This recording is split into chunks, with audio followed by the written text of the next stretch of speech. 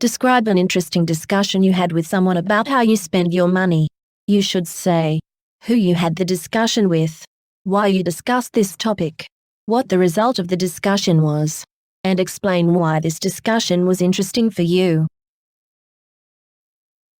I'd like to talk about an interesting discussion that I had with my cousin. I don't normally like to discuss my private matters with anybody unless, of course, I have a very valid reason to do so. But, the other day, I was casually doing exactly that with one of my senior cousins, who made the discussion rather interesting.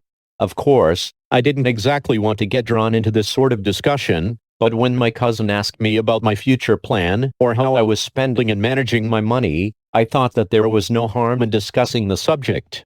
In fact, I decided to have that discussion, mainly because I wasn't really doing that well financially even though I was earning a reasonably good amount of money from my job.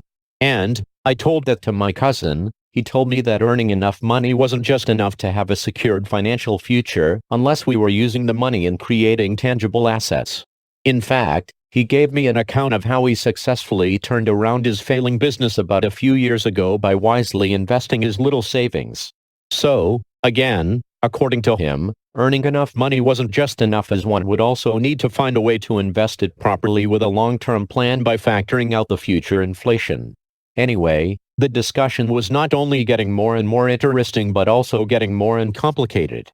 Finally, the discussion ended with a piece of advice from my cousin that we should have never spent more money than we would earn. Anyway, the discussion was really fascinating for me because it taught me a few effective tricks not only to save money but also to invest them wisely at the right time. Besides, the conversation also taught me how to create and maintain a link with financially successful people who could always teach us a thing or two on how to become a successful entrepreneur, even when one doesn't have any money at all. Finally, the discussion was also interesting because it taught me how to diversify my skills and money-earning abilities.